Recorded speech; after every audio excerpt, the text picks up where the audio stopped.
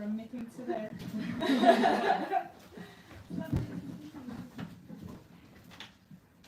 All right. JJ, is the sound on for the... Okay. I feel like I should sing. Hello. Am I going to sing? I'll get a little guitar, do a little country number for us. Hello, everyone. Thank you for coming out tonight. My name is Mairi. I run the Lighthouse Bookshop, and it is such a huge treat to be here tonight with a writer whose work I so admire and has had resonances through reading this wonderful book. So thank you for coming to share it with us all tonight. I'm going to say a few words of introduction. I'm going to ask some questions. We're going to have a little reading, and then it will be your turn to ask questions. And there will be time afterwards at the signing where if you are too shy to ask a question in front of an audience, then you can always ask it then. So Nicole Louie is a writer and translator based in Ireland. Her essays have appeared in The Walrus, The Guardian, Electric Literature, and O Reader magazine. Her curated collection of books, movies, and podcasts about women who are not mothers can be found on Instagram at by Nicole Louie. Others Like Me, The Lives of Women Without Children is her first book, and it's such a feat. Will you join me in welcoming her?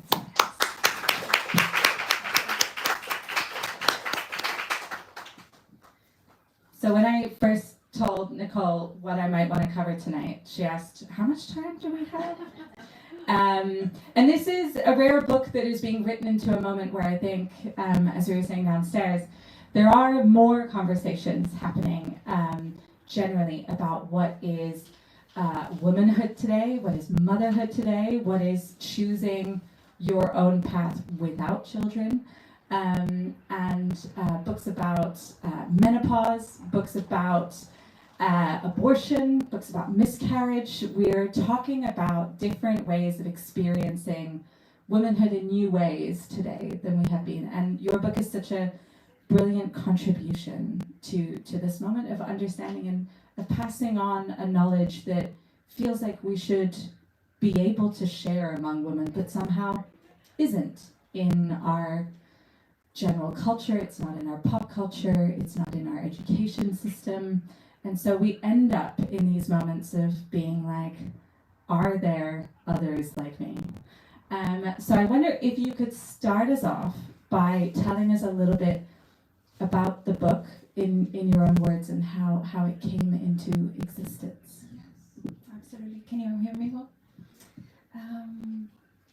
I guess the shortest story, because the longest story is this one, but the shortest story is I was married to someone who initially didn't want to have a child, and then 2 years into the marriage, he had a change of heart, and which is absolutely fine as you get older and your priorities change or what you want from life changes. And there's a passage in the book where I say I was 28, my 28 was his 40, he was 12 years older than me, and his clock was the one ticking, and it really felt like that. I was still, I was young, I also felt young, I had just left my parents' home for the first time, so I didn't feel like becoming a mother was in any way something I wanted to do ever, but especially then, I felt like I had at least 10 years ahead of me if I were to ever change my mind, but he really wanted it.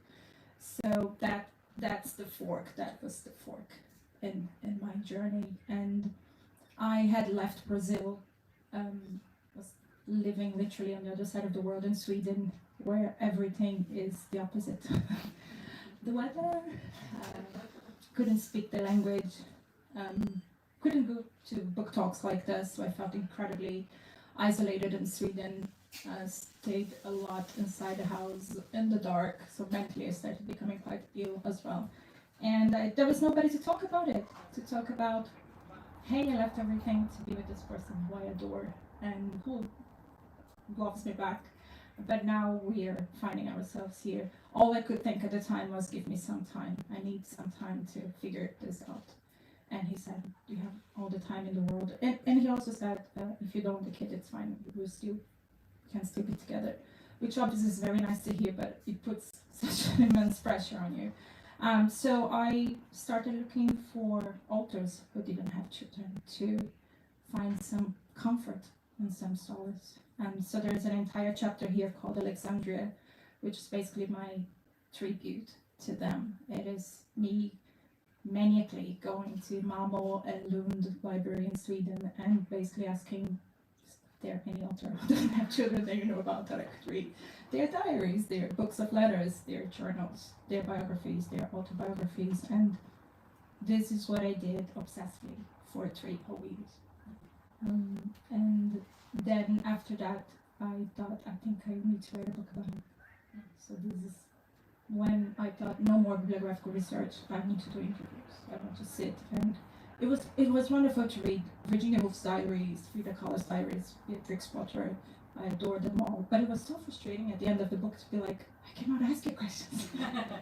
You're dead. I can't we talk? And I thought, what would happen if I could just sit with someone and ask all the questions that I really had about that life that I wanted, life without children, but I couldn't visualize it. I didn't know what a life would look like, and I was terrified. So I thought, if I'm going to live this thing that really means the world to me, this love story and this life that I had built, I better be sure, right? So then that's when the interviews started, and that's when I thought, I'm going to start writing a book. Would you actually give us a wee reading? Yes. And then everyone can have a taste of, the very distinctive voice that it has. Thank you. Yeah. Okay. So I'll read from the introduction just because I feel like it really sets the tone for why I wrote the book. It starts with some very boring statistics, so but it is important to read them because I want you all to have a sense of how many others there are. And when I started this book, my level of isolation made me think I was the only person in the world who was feeling that way. So, God, was I wrong? And also because I fought really hard for the statistics. I had to go all the way to the UN to get them, so I make a point of reading them now. Since the 1950s, the global average fertility rate has fallen from 5 children per woman to 2.5, and is projected to fall to 2.1 in 2050.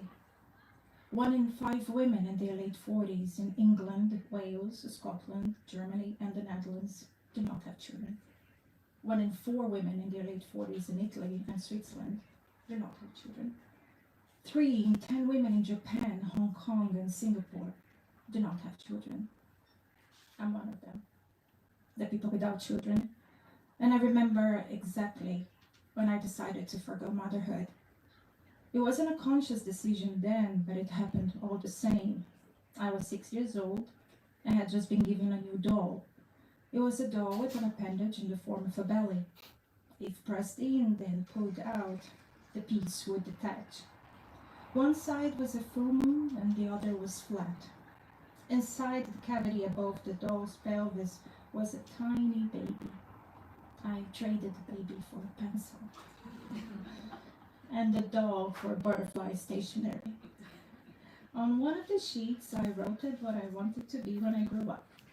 Banjo player, pony trainer, story maker. Mother was not one of them. Sister Bettina, my 7th grade teacher in an old girls' school in Brazil, started her class by inspecting our scrunchies, socks, and shoes to ensure they were black or navy blue to match our uniforms. Once she was satisfied there were no dress code violations, she would instruct us to sit down and listen to the story of the day. Most of them were biblical. The school's name started with Madre. Bettina was also known as Mother Superior, and not a day went by without a prayer for or mention of the Mother of Jesus. But Mary's story made 0 sense to me. So I was that annoying kid playing detective and asking questions all the time. Was the Holy Spirit her husband too? And did she want to have a baby? No satisfactory answers ever came my way. At home, my mother would tell me I had to respect what the nuns said, but I didn't have to believe them. I could decide what I wanted to believe when I was older. And so, at 12, I focused instead on imagining alternative endings for the female characters Sister Bettina brought to class every day. I didn't know then that I would write an alternative ending for myself to one day. Only in my mid-20s and already married did I realize I had always thought of childlessness as a destination. I knew I wanted to go there, but I had never asked myself what would happen once I arrived. Now that the future of someone I loved would also be shaped by my intent not to have a child, it felt urgent to understand what it would be like not to just pass through, but to live in that child-free place for the rest of my life. Back then, no woman I knew had lived or wanted to live without being a mother, so I inched closer to this life without motherhood in total darkness, relying solely on my intuition. Whenever I considered increasing my pace, waves of fear, suspicion, and isolation followed in quick succession. I feared what I couldn't see. I suspected the journey ahead of me would be miserable, and I imagined dying alone without anyone noticing for days. The bleakness of my imagined future eclipsed what I knew about myself and eroded my confidence, making me doubt I knew what was best for me. Soon I was not advancing but regressing, wondering if I should be on that path at all. How much of what I imagined was true, and what had made me believe that a life without children of my own would be a terrible one. I thought about it and realized it was all due to having no role models to tell me otherwise, not just in my family or circle of friends, but anywhere. And that's because a woman's life without children is rarely told in literature, cinema, or media. When told, it is presented as a counter-example of what brings contentment to humans or is distorted into the stereotypes.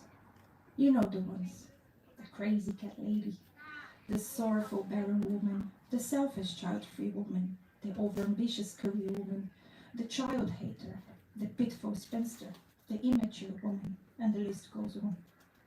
It's no wonder that such a set of pejorative terms for childlessness repeated across various cultural channels had led my brain to present me with doomed scenarios that did nothing but to cause panic and paralysis. And so, other questions kept emerging from the darkness. Are there others like me? Where are they? I had to find them.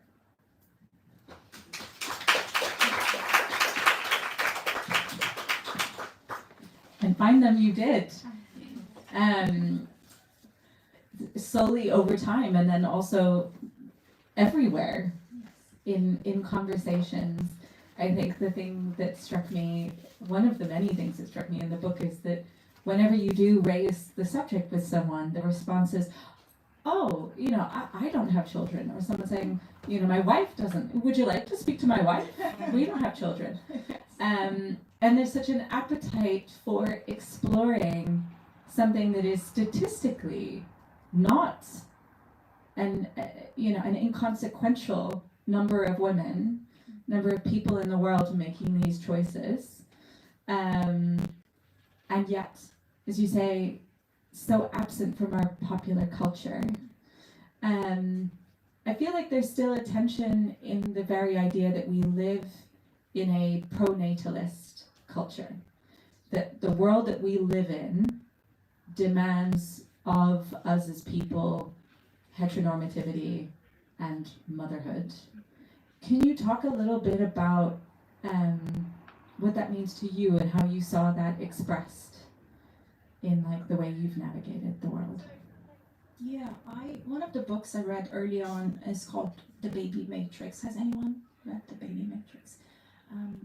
If you want to hear more about pronatalism and understand how the things that we consider to be normal are in fact just daily doses of notions that we learn, specifically in certain cultures, and that became very obvious during the research. I interviewed 33 women in 25 countries, and in some countries you could hear those doses being ginormous, and in other places not really. So you then understand it's not just about being human, it's about how often you hear and from whom you're hearing is as well. I think if you're hearing that you need to become a mother from people that you really love, like your parents are constantly saying that, it's really hard to tone those voices down because it's such a formative thing you're taught by your parents. and then your partners later on.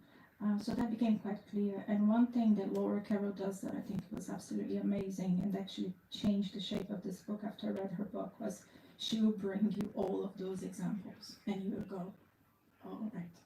Oh, okay. Now, oh, right. I didn't know it wasn't just me. And this sense of, oh, just like me is there, but in a societal way is very sociological, is very anthropological, and she will bring lots of data. So it's not the kind of book that you sit and read at once. It can be quite heavy and tiring and full of numbers, but it really puts a picture there. Like in Sweden, it's such a secular country. When I finally started speaking the language and made friends, they were all just living their life and not thinking much about it for two reasons. One, because having a gap year is a big deal. Like you finish school and you don't just rush into getting married. You go travel the world, and a lot happens to you when you meet people who speak other languages or who live differently. But the Swedes in general, they just seem to take a moment to figure those things out. They just don't go having babies. And I come from a country where almost every single woman in my class 20 years ago when I studied marketing finished university already pregnant. So even before you have an occupation, you already have this new identity and you have no time in between to figure out who you are. You go from being, it's like a package really, you go from being a daughter to being somebody's partner to being somebody's mother, and like, who am I? What did I really want, right? So that becomes very clear. So if you have the opportunity, if you have the interest, that's the book. And that was the beauty of it, and I think one of the reasons why I stayed 7 years in that research was every time I interviewed somebody from Ghana, and then I interviewed the next person was from Iceland, and the delta was so huge. It was like, wow. Like, I still remember Janka Icelandic saying the first time somebody called her was actually outside of the UK because it's not a thing in Iceland. And I grew up being catcalled, so I couldn't even imagine what it's like not to be catcalled. So I'm like, wait, what? There's a whole country where they don't do this? I'm gonna move to Iceland. And there's this amazing passage. Janka is actually really funny, very funny woman. She said, I remember coming out of this, walking from a pub to another in London, and there was this guy who called me, and I had to look and like think about like, did he just say that? Did he really? She was just so not used to the concept, and she said, this only happens in Reykjavik, in the worst bar at 3 a.m, and everybody just looks at the guy and goes, this is just so sad. So no, the joke is on him, and so yeah, doing the research made me feel like I almost couldn't stop because I was always curious to think what happens next. What if I find somebody from Ethiopia, or from Pakistan? Will it be different? So that's how I ended up being the maniac to be 33 or not. Yeah. It does paint such a wealth of experience, but also there's something very touching in people reach that place in so many different ways, and for so many different reasons, and yet there's a commonality, and there seems to be a sympathy across the experience, and also a dislodging, I think, in the book of a lot of preconceived ideas of who is the woman without children, and whether it's the humor or the heart or the love of children that comes across. One of the other things I think in the way you put the book into the world is in the choice to call it The Lives of Women Without Children. And I want to talk a little bit about the language that is used in this space, whether that's childless or child-free, or women without children, and what is that sphere and what is that language, and why did you make that choice? Thank you for asking that. I don't often have the opportunity to explain that, and I do wonder if sometimes people know this, so I love that you did. Thank you. When I started writing this book, there was only one circle of women without children. I didn't know people went about calling themselves child-free or childless, and it was only going deep into the research that I thought, oh, if you choose, then it's child-free, and if you didn't choose, then you're childless. So obviously I found this label in the beginning. I was very proud to be child-free, and it felt like, oh, I found my tribe, and it's a wonderful thing. And I found all the meetup groups that had child-free in the name. So for SEO, it's great. Like you really find your tribe. But maybe 4 years, 5 years into the research, I met Madalena, who is in the book and who had gone through 3 or 4 rounds of IVF and tried really, really hard to be a mom, and was the thing that she wanted more than anything else in life. And when Madalena sat on my sofa in Malmo in the south of Sweden, across from me to tell me her story, I was going through my divorce, so we were both in very vulnerable places at the time. She was in remission for her second year from breast cancer, and she had to choose between doing a fourth or fifth round of IVF or doing chemotherapy. Hearing somebody talk about it and having to make that decision, and her decision actually was that she wanted the IVF round. It was her doctor who said, I can do that. I can do that to you. It will probably kill you. It changed me forever. And I thought, while that is not my story, nothing close to this, to my story, couldn't be further from my story. I was doing everything I could to not have a child, leaving a husband behind, a life, a career, friends, not knowing where I was going to live again. If I wanted to go to Brazil, and in the middle of all of that, that person is going, I will put my life on the line to be a mother. And I'm going, I can't begin to understand what you think and how you want. And I thought, I need to find women who also can't have children. When I decided to do that and put 3 other stories like this is the most extreme one. There are 2 that are less extreme. I then thought, what happens if I put the women who are still deciding? Which is how I got to Yonka and Cecile. And then I realized that the book had transcended my own validation of wanting, because what really made me want to write this book in the beginning was a very selfish thing. I was feeling lonely. I wanted friends. After that, it wasn't really about me at all. It was about, this spectrum is much bigger. It's much more complicated than I thought. How do I tell that story?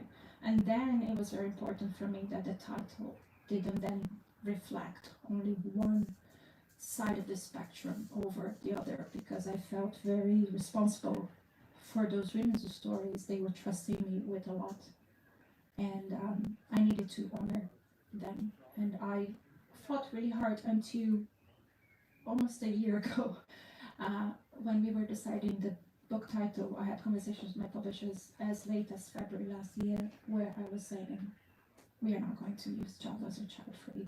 Yes, for marketing reasons it's great, but I don't care, we can't. So I suggested The Lives of Women Without Children. You will find those words inside the book, but it's never me saying them. It's the women who are saying, I'm child-free, and you can call yourself whatever you want. And I respect all the labels, I don't have a problem with them. But for the book, it was very important for me that Madalena didn't wake up one day and thought, what do you call this thing? And the child-free heart, whatever was the name.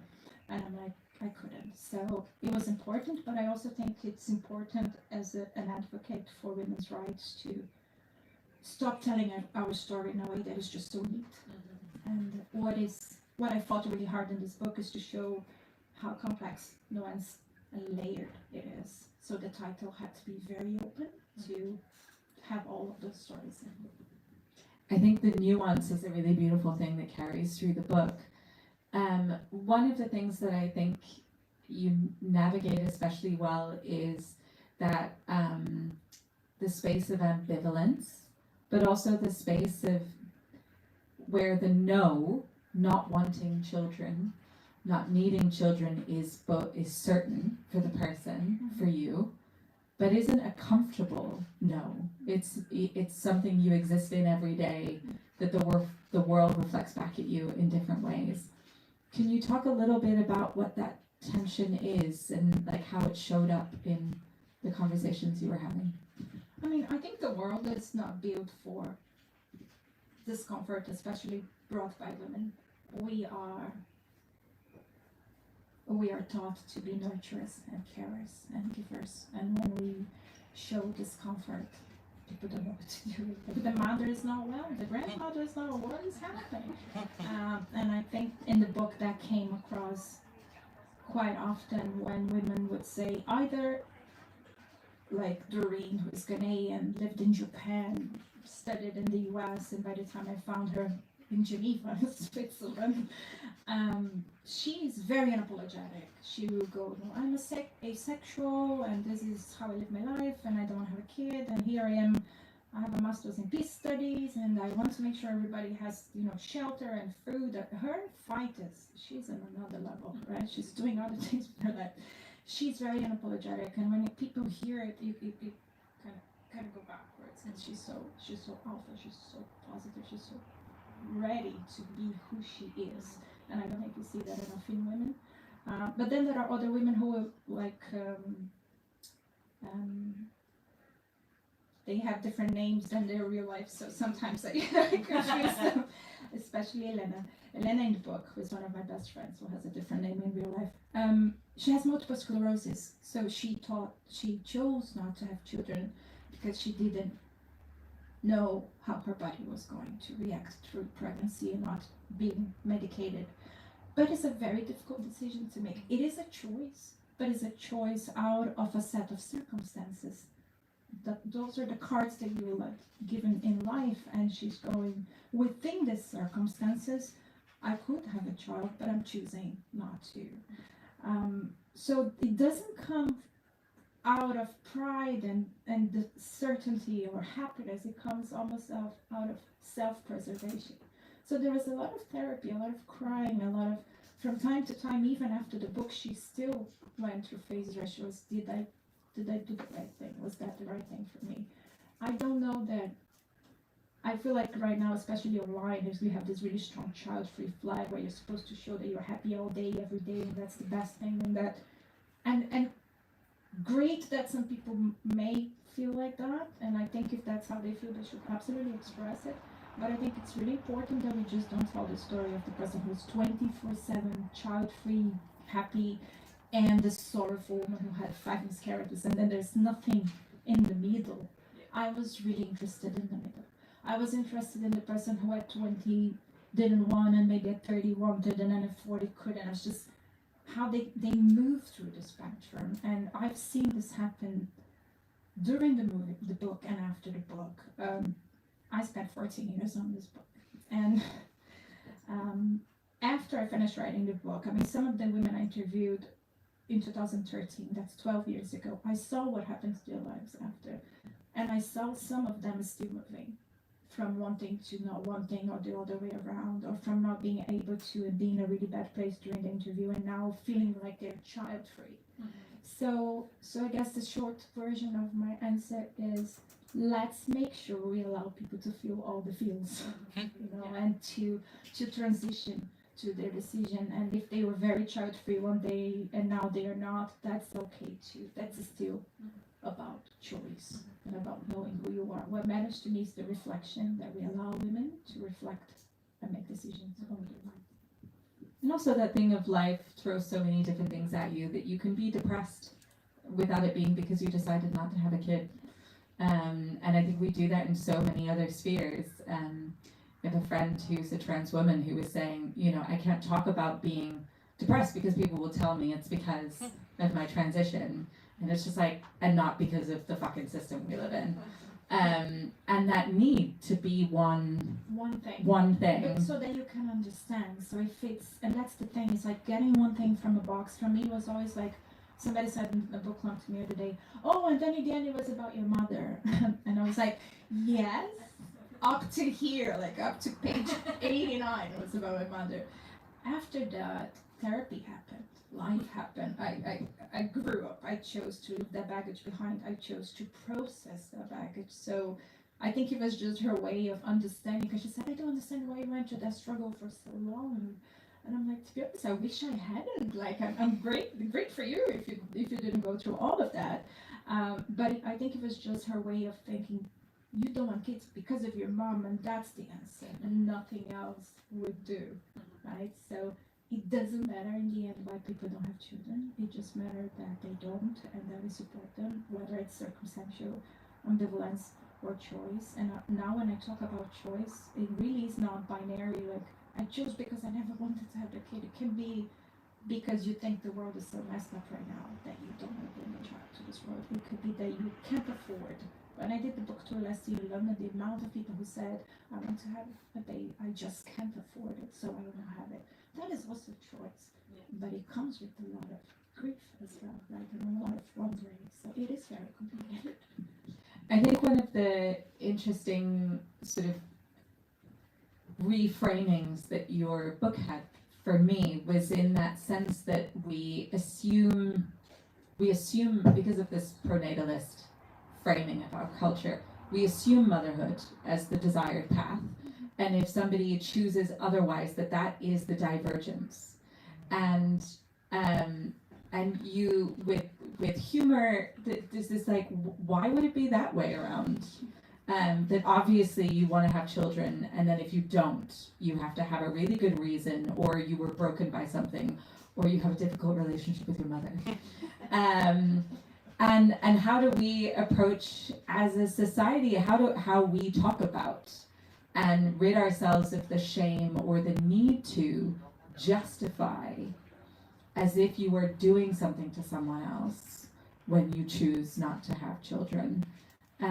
Why that need to justify. We were talking earlier about a need that many women feel and that society puts on us. If you choose not to have children, that you must do something extraordinary or worthy or have a really good reason. Better.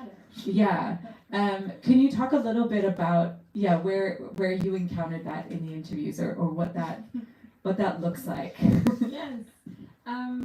If I look at the table of contents real quick, I think 4 categories come to mind.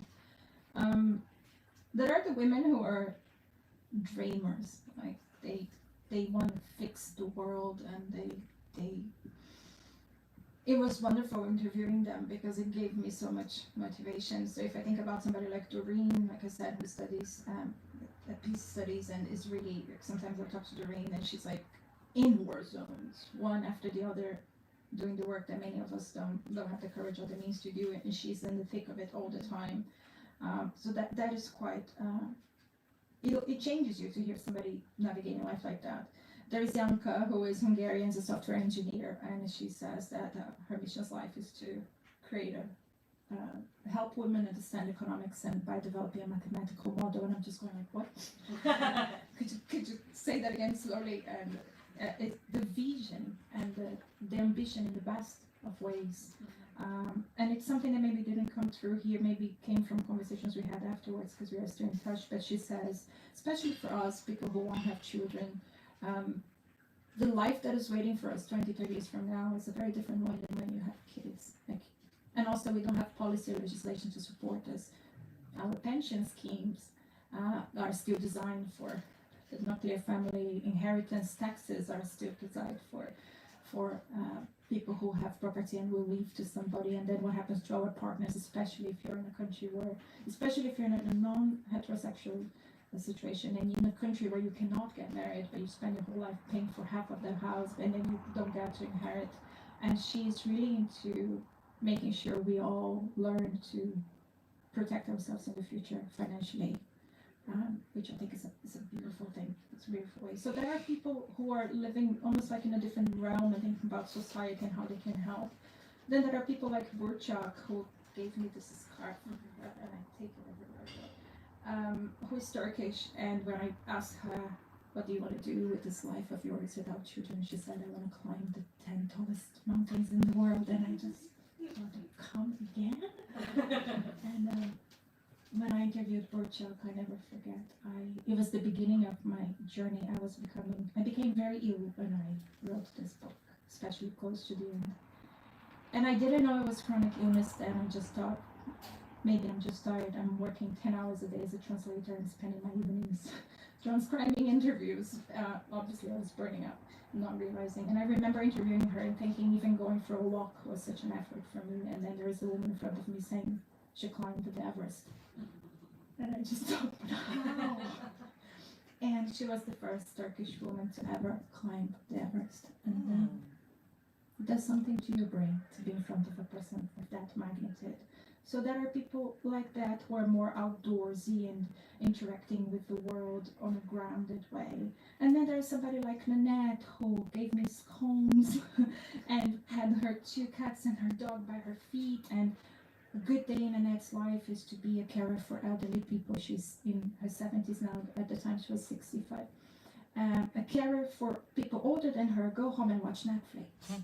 So the range of women was very important. I didn't want to give you a book where you felt like if you didn't do something amazing with your life, you're failing as a human being if you're not fixing something amazing or traveling to 200 countries. So there are people that are community oriented, there are people that are more grounded and nature oriented, there are people who really care about the environment, and that's how they are kind of finding meaning and purpose.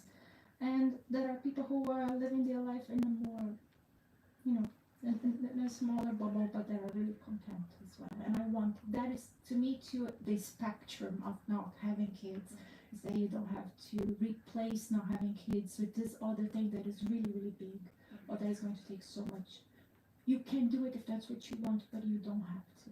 It's okay to wake up, go to your office, come back home, and just be a nice person, and go to bed. That's fine too. I love that in the book, and I love that sitting side by side, seeing writers and activists like, Bell Hooks and Angela Davis, and writers like Bernardine Evaristo. Or the book, it reminds you that there are lots of people we admire who have chosen that for themselves, and it's incidental to their public persona, but also it's clearly not. What life would they have led if they had made other choices? We don't know. And I think there's something remarkable that comes across in the book of that thing of like, what will life look like 10, 20, 30 years down the line? Because in the present moment, there's something in the book that is, like we all manage to get up in the morning and fill our days with the things that we do and go to bed, and before you have children, and you have 24 hours in the day, 7 days of the week, 4 weeks of the month, and you fill them with stuff, with life, and it can be really busy. And then somehow it's like, because you then didn't add a child on top of it, that you must have this gappy life with all these hours that are unspent. Just staring into the void. Rather than filling a life with, reading and literature and loving and but further down the line, as people get older, it is a different way of living and a different way of building community, because we live in a society that uses, especially in the lives of women, children as this vector for meeting people. You meet people through your kids' school, or your kids' friends' parents become your, and I wonder if you can talk a little bit about what that older life looks like when you haven't been through that socialization mill. Mm-hmm. I mean, I wish I was 70 and I could go back now and say, well, for the past 30 years. But it was wonderful to interview people like Nanette, who was nearing 70, because she was one of the only women who could look back at her life and say, hey, here are 40 years of stories to tell after my fertility years, or maybe 30 years. And you're like, she's no longer dealing with the question, with the ambivalence, with the potential regret. She went through all of that already, and she's living her best life. So it was wonderful. I spent a whole afternoon at her house and just wanted to kind of feed from that energy. She mentioned something that I think is worth bringing here, which is just like being a mother is a big thing, or you don't know who you are if you don't become the mother. She said older women were always grandmothers, so she found herself not knowing then, what am I? Will I always be the spinster auntie that comes to visit and that people invite for Christmas because they're worried that I'm sad at home? She's like, I'm traveling and having lots of sex with my best friend who is kind of like a boyfriend, but not really. But they think that I'm crying, waiting for the phone to call, for the phone to ring. So she brought this different spin to life. And then I also realized that I didn't know older women with whom I could have a conversation or had spoken, who also were now grandmothers. So again, you're just going from one label to the other through life, and it was wonderful to meet her. Another person that comes to mind who I dedicated this book to is Molly Peacock. Does anybody know Molly Peacock? Well, you should. I read a book called Paradise Piece by Piece while I was manically reading all the books about having kids. Paradise Piece by Piece is a memoir written in '98, I want to say. Molly Peacock is a poet, an American poet. She was the president emerita of the Poetry Society for several years, and if you've been to New York and ever saw poetry in the subway, it was her who decided that it was important that not only people who can afford books have access to poetry, so she put it in public transports. She tells the story of becoming a writer and never having kids by choice, and I read her book in 2012, carried it all around like my support animal. And in 2022, when I was writing this book, I hit a really big wall creatively and emotionally. I needed a mentor. I wrote to Molly Peacock and I asked if she could be my mentor. A little me who didn't know anything about most things and didn't know how to write a book, and was also writing it in my second language. So I thought she would probably never reply, but she did. She became my mentor. We spent the whole 3 years of pandemic Zooming with each other. And Molly now is almost 8 years old. When she became my mentor, she was in her early 70s or late 60s. And she shows me what it's like to be an older woman without children. And not only a complete bonus round, an amazing writer who doesn't have children. And when I visited her in person in Toronto, she moved to Canada in 2022, I remember running really quickly because I missed the bus to go meet her. I was there so tired, looking like a 120 years old young person who couldn't even talk. And she said, "I just came back from badminton." She is fit. She is buoyant, and she used colors, and she had this turquoise and a turmeric dress, and she all these amazing colors. And I thought, you're not a grandma. You know, you're this other thing that we don't normally see or that we maybe don't allow ourselves to become. So I have these two amazing women in my life who show me what life could be like when you don't have kids, that you don't have to be the lonely one by the phone waiting for it to ring. I love that. As I mentioned earlier, I have a million questions, but I want to give you guys a chance to also ask some questions. And if anyone has ones online, then JJ will check and we'll read them out. Does anyone in the room have a question? Yeah, okay, we've got two. I'm going to go here and then backwards, and I will repeat a brief version of what you say for the folk online. Yeah, thank you so much. That was amazing. And I relate to a lot of what you said in your introduction. So my question was about, you mentioned at the start about fertility rates dropping. Mm-hmm. And I thought that's really interesting because that kind of shows potentially over time people are kind of making the choice not to become parents. Mm-hmm. But it feels like that's not correlated with a reduction in the social pressure to have kids. And I guess I was thinking that probably two ways to interpret the drop in fertility rate, either optimistically, because it might mean that we start to normalise people not having kids, Mm-hmm. or pessimistically, because that might drive the far right into wanting to, clamp down on those sorts of things and wanting people to have more children. Yeah. I just wondered how you interpret the fact that the fertility rate is going down, but it's not necessarily. Yeah. So if I do a brief for the folk online, just around this moment when there is a dropping fertility rate, but no corresponding drop in the social pressures and cultural pressures to have children, and whether or not optimistically that means that that will be normalized, or pessimistically whether that will be used by the far right to lean into this natalist movement like the Elon stuff. Yes. Thanks for that. Yes, they already have hijacked that message for a couple of years now. I remember even before the book was out, I have an Instagram account that was active for maybe 5 or 6 years where I put profiles of women who don't have kids through history, mostly in literature. And BBC wrote to me 2 years ago when China went below what they call replacement rate, which is such a terrible term. But it's basically we're having less children than we should to make sure we are still alive as a race. And so this is 2 years ago, right? They were already like interviewing me and going, what do you think? And should we all be worried? So they 100% have already hijacked the message. There's this amazing book that is in the resources of this book called Decline and Prosper, Changing Global Birth Rates and the Advantages of Fewer Children. It's by Vergert Skurbach.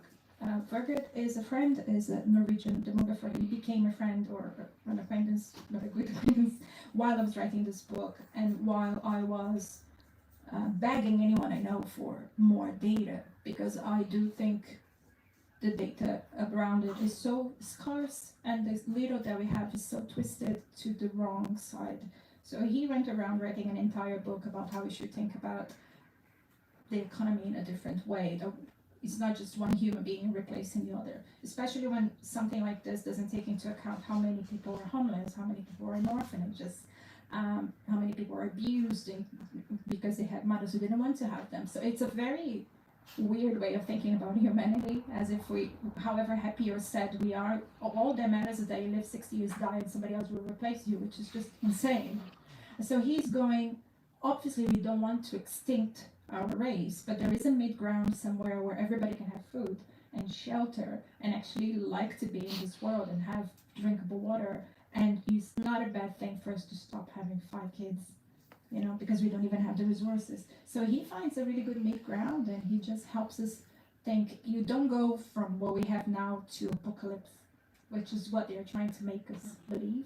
So I think a couple of decades of us all just taking a step back and building our community, more connections, to stop ordering, it would actually be an amazing thing. So if you can read his book, it's really good. There's also some good writing. Jessica Gaitan Johannesson wrote about it, like around also not tipping it the other, like the having the nuance where it then doesn't. A lot of people are still having babies, and Musk is worried it's the wrong people, and those moments it's like, we need to talk about migration differently, and we need to, and how do we have these conversations that leave room for there not being, and I think this is one of the things that comes across in your book, that one choice is not morally better than another, and stripping the morality out of these choices leaves room to do it without shame or without people weaponizing your choices against you. There was a question. Yes, go for it. Hi, thank you so much. That's very interesting. I'm perplexed on how motherhood is presented in a very specific way. You get pregnant and you have a child, but you can adopt a child. You might want to raise a child. You might want to be motherly, but not give birth to a child. So I'm curious, to hear your thoughts on why this is not presented. Like we don't hear this example a lot. And I'm also curious to hear if any of the women that you interviewed that were kind of ambivalent of whether they wanted kids or not, did any of them bring this up as a possibility? Yes. So there's the question around the portrayal of motherhood being that you have a baby and you raise a child, but that there are other forms of parenting that are less public, whether that is adoption or, say, fostering or other ways of being involved in the lives of children that doesn't involve that kind of motherhood, and how you encounter that. There are 2 stories specifically in the book, although there are more in the body of research that I did. And when I had to choose the stories, I found myself having to go through over 1,000 pages of transcribed interviews, and you end up with 100. Here's just 10% of the material. And one of the things I did was to create a very boring spreadsheet and put the name of each woman, and then listen to their interviews or read the transcription, and then go, these are the top 10 topics, like the main topics, subtopics that they are discussing within not having kids. And adoption was one of them, because I really wanted to remind people that are all the raised to mother, but also even just beyond adoption, mentorship. If you're a professor, if you're a teacher, volunteering, can you support younger people? there are many ways to nurture as well. So the two, specifically in this book, that are about adoption. The first story is Lucy's story. She will say it's actually quite interesting that at some point, almost out of nowhere, after never wanting to have kids, she was having a hard time finding friends in Sweden because all the friends, basically somebody had a kid and then they met at school, pick up or drop, and then she's like, I never go there, so I'm not making friends. And they just went through this weird phase where they thought, what if you just adopted and helped someone who needs a home? And she talks about the process and how it's not straightforward. We so often hear, why don't you just adopt, as if you just go buy a bag of rice, you know. And she's like, you don't understand that it was a whole catalog of babies per country, and you have to choose the country you're going to adopt from because the laws in that country might be different from another country, and you stay in that one track. And she said, I remember looking at it and thinking it felt like buying something. She was getting more and more uncomfortable as she advanced in the process, and then she decided that wasn't for her. And I didn't know any of that, so for me, I probably would have said, why don't you just adopt, until I heard that story, and I just thought, oh, I just learned something. I have to be mindful here. You're not just buying something. And then there is somebody else, with Madalena, who had the breast cancer and the IVF rounds, who tried very, very hard to adopt a baby, but by the time she was in remission, I think there was a law in Sweden, there is still a law where you have a certain, there is an age limit for you to be able to, because they want to make sure you still live for maybe 20 years. You don't just adopt a kid and, you know, drop dead the next year, which is good. But it was something like, it was 33 and she was 42. But then there was an additional requirement, which was to be healthy, and she was still not coming clear from the cancer treatment. So, in a very sad ending, both the cancer and the age limit stopped her from being able to be eligible for being an adoptive mother. I thought those stories are very, very important to educate us in how we talk to women who don't have kids, sometimes even being us ourselves, so we don't know. So yeah, it's just like asking somebody about being pregnant and maybe they just had a miscarriage, right? I think it's the same. When we approach adoption, it should never be, why don't you just, and Madalena even says that when somebody comes to me and says, why don't you just, she's like, do you think I'm stupid? Do you think I never thought about it? I would never have thought that adoption was an option. So yeah, there you go. And if you ever consider doing it, or go, I hope it will be a good journey for you and not even traumatic. Yeah, and I think there's a couple of interesting books that have also recently come out that look at that question around disability. And there's so much, again, in this interplay of being mother and not mother, is you're expected to be a mother, except if you're exactly the kind of person society doesn't want to be. So it's like you're in non-traditional relationships, or you are disabled. And despite the fact that, you know, there are millions of disabled parents around the world who are incredible parents. But if the state gets to decide, they have a hierarchy of who gets to be a parent. And this, yeah, I think it's such an interesting side of that conversation that is around choice and what parenting looks like, or what being involved in a child's life. Because the other thing you look at in the book is this idea that people who choose not to have children must have an aversion to children, or that if you are exposed to children, you will get broody. And those two things seemingly existing at the same time. And you making space for, you know, there's so many nurturing women, and we don't expect, you know. So many teachers, all parents, many students to whom you trust that they can take care of that child and not kill them, not hurt them, not upset them. And you drop them every day at school, and you're just like, we don't go around going, do you have kids? Because if you don't, you cannot educate my child. But for some reason, there's an entire chapter here about the amazing women writers who dedicate their lives to writing for children. They don't have kids, and there they are writing, drawing, like Beatrix Potter, creating whole worlds to make their childhood a more comfortable place. Because it can be easy, right, to be this tiny thing where everybody's just picking you up and putting you down and putting you to bed. They want to play, and they're trying to make being a teenager as well. There's an amazing writer, Thalita Rebels, is Brazilian, who completely changed the lives of Brazilian kids between 10 and 14, all the discomfort that comes with puberty. So all of these women are doing so much work and actually helping educate so many children, but then you would think they're just monsters and selfish and hate kids. No, not really. I love children. But I will say, and this is really important, it's important that we don't feel like we need to love children too. It is absolutely fine. Please don't cause them any harm, but it's fine if you don't it's fine if you don't like children. It's fine if you also don't just know how to interact with them, because sometimes you just don't know what to do with a toddler or with a teenager or with a tiny baby. And you don't have to go from, oh, people have to like me, so I have to really like children now, so I'm lovable, so my friends will adore me.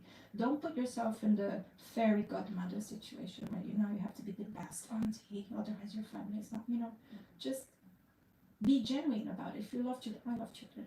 I love spending time with them, but I also love boundaries, and I love sending them back.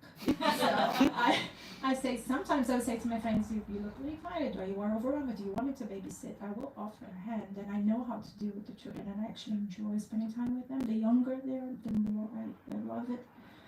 But I'm also sometimes telling my friends, I would really love just an adult coffee, like just you and I going for a walk. Could you maybe give this child to the other half who also decides to have a kid? And it's just like, so yeah, those boundaries are important, because I hear from a lot of women that they feel like if they say that they don't like children or they don't know, they are really vilified. It's fine if you don't think it. You'll be okay.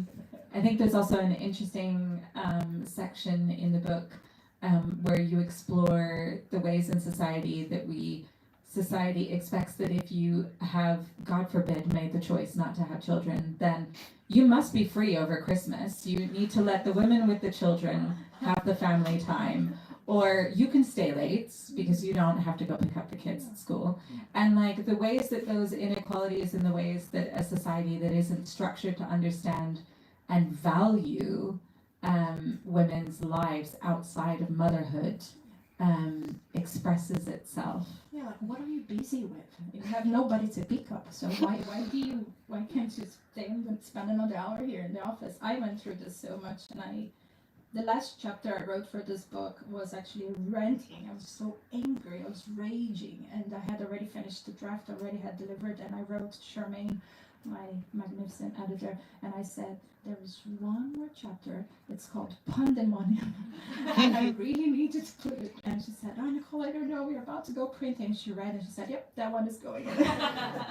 And it was basically just about me being the default person who would be in the office for Christmas, for New Year's Eve, for Easter, and how I would never get any holidays during summertime because all my colleagues who are parents would be prioritized over, because that's when the school shut. And don't get me wrong, I really don't want to make the lives of parents any harder. I actually think it's already pretty difficult and society doesn't do a good job at supporting it, but it is not my sole responsibility in a company of 5,000 people to be the person who will be there for Christmas, checking if everything is okay. So a lot of the work that I do now is actually to go to companies and think about how we are treated in the workplace and how we can stop scaffolding it ourselves when it's a private sector, public sector situation. So I want the companies to start thinking 90% of our workforce has kids. How do we make sure that people, do we rotate for Christmas? Do we rotate for Easter? Do we spend a month for summer guaranteeing that those without kids can also have, vitamin D? So things like that. It's not just us. It shouldn't be you negotiating with your manager. It should be coming from HR, from policies in the workplace. So that's kind of the next level. Yeah, go for it. Well, I'll try and keep you guys coherent as my brain can manage. You mentioned some stories about older people, the 70-year-old. What struck me was that there were lots of the positive and sounds like still relatively able aspects of life. I suppose what I wonder about is, what does life look like at or near the end when there are imperfections in social systems, and who advocates? And I know having children doesn't guarantee that's a great experience by any means, but I wonder if any of the fears or the plans or the thoughts came out in the stories you heard? They did, yeah. That, going back a little bit to the financial planning, it is different. You have to have a bit more, ideally, of a bigger money pot. Another thing is community, really chosen family. Do you know your neighbor? Do you know who is around you? And I'm not saying any of those things are perfect solutions, but if you do a little bit of all of those things, hopefully you can build some kind of network, somebody who can ring, somebody you can get money from, somebody who can visit you when you're in the hospital. But I will say there is a passage in the book where I am in the hospital with two people who have children and nobody's coming to visit. So I think all we can do in the end is not live by the fear of what is coming, but being conscious that is going to potentially be more lonely. The decisions of where we live, like my partner and I find ourselves saying, should we maybe go back to Brazil or to the Netherlands? Because if we spend another 30, he's Dutch, if we spend another 30 years here, that will really mean we have to rely on our friends more. Is that what we want? So I think when you decide not to have kids, or where you find yourself in a circumstance where you can't have kids, you have to be also assertive or conscious on about the rest of your life in every way. My partner used to be much more of a loner, just like playing video games, work every day, just go to his room. And I realized that in the past years, he became a bit more aware of, it's nobody else's responsibility to build my friendships. So now he has a band and he plays badminton. He does voluntary work with a bunch of other musicians who, anyway, it's a complicated story, but he has like 4 different things every week outside of being married. That is his own world that he is building. And so I think if you're going to live without children, you just have to try and build more bridges. The rest, ideally, would be having proper healthcare and elderly homes and all of those things, which is why I'm also so grateful for people like Doreen who go there and try to fix those things for us. So I'm sorry that it's not perfect, but I hope you, I hope a little bit here and there can help us build a more comfortable elderly life. I think we are out of time, but we're not rushing anyone out the door, so do you feel like you can stay and have a chat? Also a reminder that we